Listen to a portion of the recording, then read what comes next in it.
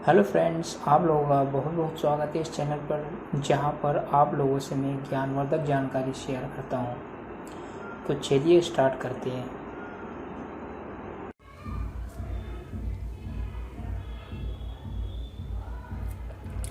आज का टॉपिक वर्षा क्या होती है, बरसात कैसे होती है।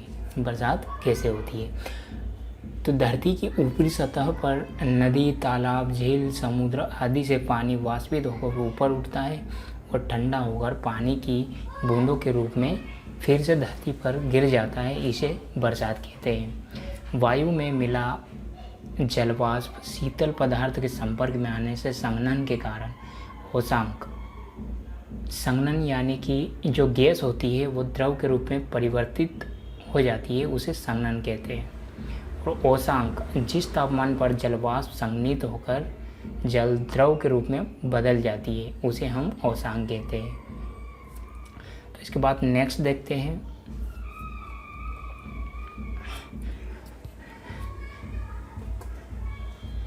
वायु का ताप ओशांक से नीचे गिर जाता है, तब जलवाष्प पानी की बूंदों या ओलों के रूप में धरातल पर गिरने लगता है। इसी को वर्षा कहते हैं। किसी स्थान पर कितनी बरसात हुई है, इसे नापने के लिए जो यंत्र उपयोग में आता है वो वर्षा मापी कहलाता है। जो फोटो आपको दिख रही है, इसमें आप वर्षा मापी को देख सकते हैं। अब इसके बाद नेक्स्ट देखते हैं। वर्षा 3 प्रकार की होती है: संवहनीय वर्षा, पर्वतकृत वर्षा, चक्रवाती वर्षा। संवहनीय वर्षा को इंग्लिश में कॉन्वेंशनल रेन कहते हैं, पर्वतकृत वर्षा को ओरोग्राफिकल रेन कहते हैं और चक्रवाती वर्षा को साइक्लोन रेन कहते हैं, यानी साइक्लोनिक रेन कहते हैं। इस फोटो में आप इसको देख सकते हैं। इन तीन ही प्रकार की वर्षा के प्रकार को आप देखेंगे इस फोटो में। जो संवहनीय वर्षा है, इसमें जो वार्म एयर नीचे से ऊपर जा रही है, और इसके बाद पर्वतकृत वर्षा में जो एयर है वो पहाड़ों को काटते हुए ऊपर पहाड़ों पे चढ़ रही है। और इसके बाद यहाँ पे चक्रवाती वर्षा को देखेंगे तो कोल्ड एयर और वार्म एयर वो मिक्स हो रही है। इसी तरीके से ये बरसात होती है। आगे देखते हैं, हम इसको डिटेल्स में देखते हैं। संवहनीय वर्षा, कॉन्वेंशनल रेन, जब हवा गर्म हो जाने पर हल्की होकर संवहन धाराओं के रूप में ऊपर की ओर उठने लगती है। वायुमंडल की ऊपर परत पहुंचने के बाद, जो वायुमंडलीय ऊपरी परत तक पहुंचने के बाद फैल जाती है तथा तापमान के कम होने से ठंडी होती है। यह विषुवत क्षेत्र तथा खासकर उत्तरी गोलार्ध महाद्वीपों के भीतर भागों में अधिकतर बरसात होती है। परिणाम स्वरूप संघनन की क्रिया होती है या कपासी मेघों का निर्माण होता है। गरज तथा बिजली कड़कने के साथ मूसलाधार बरसात होती है, लेकिन यह बहुत लंबे समय तक नहीं रहती है।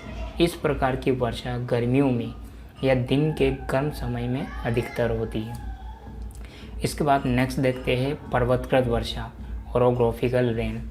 वाष्प से भरी हवाओं के मार्ग में पर्वतों का अवरोध यानी पर्वतों से रुकावट आने पर इन हवाओं को ऊपर उठना पड़ता है, जिसके कारण पर्वत के ऊपर बर्फ जमी हुई है।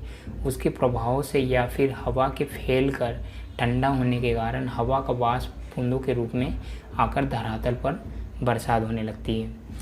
विश्व के अधिकांश भागों में इसी प्रकार की बरसात होती है। भारत में भी इसी प्रकार की वर्षा होती है। इस प्रकार की वर्षा को हम पर्वतकृत वर्षा कहते हैं। यहाँ पे फोटो में देख पा रहे होंगे आप, जो हवा है, वायु है, जो ऊपर पर्वतों को काटते हुए ऊपर जा रही है। इसके बाद नेक्स्ट स्लाइड में देखते हैं चक्रवाती वर्षा, साइक्लोनिक रेन।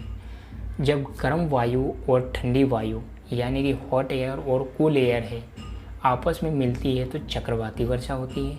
तो वह क्षेत्र जहाँ वार्म और ठंडी वायु आपस में मिलते हो तो उस एरिया को हम वाताग्रह कहते हैं। इस प्रकार की वर्षा प्राय शीतोष्ण कटिबंधीय यानी कि ऐसा क्षेत्र जहाँ गर्मी और सर्दी के मौसम के तापमान में ज़्यादा अंतर नहीं होता है, उसको हम शीतोष्ण कटिबंधीय कहते हैं। इसी क्षेत्र में अधिकांश वर्षा चक्रवातों में होती है। नेक्स्ट देखते हैं, जो विश्व का जो मानचित्र दिया गया है, इसमें जो हरे रंग के जो एरिया दिख रहा है इसमें समशीतोष्णकटिबंधीय एरिया होता है। तो ये विश्व का मानचित्र है जो ग्रीन हरे रंग से बताया गया है। ये समशीतोष्णकटिबंधीय है। ये यहाँ इस एरिया में चक्रवाती वर्षा होती है। अब नेक्स्ट देखते हैं, चक्रवाती वर्षा में गर्म वायु हल्की होकर ऊपर उठती है, जिसका कारण है तापमान तथा ठंडी वायु भारी होकर नीचे आने लगती है। यही प्रक्रिया होती ही रहती है, जिसके कारण संघनन शीघ्रता सा होता है और बादल गरजने के साथ तीव्र वर्षा होती है और कभी कभी ओले भी पड़ते हैं। जब गर्म वायु तिरछे रूप में धीरे धीरे से ऊपर की ओर उठती है तब संघनन धीरे धीरे होता है और वर्षा का फैलाव अधिक क्षेत्र में तथा अधिक समय तक होता है। इस चित्र में देख पा रहे होंगे आप, वार्म एयर और कोल्ड एयर मिक्स हो रही है।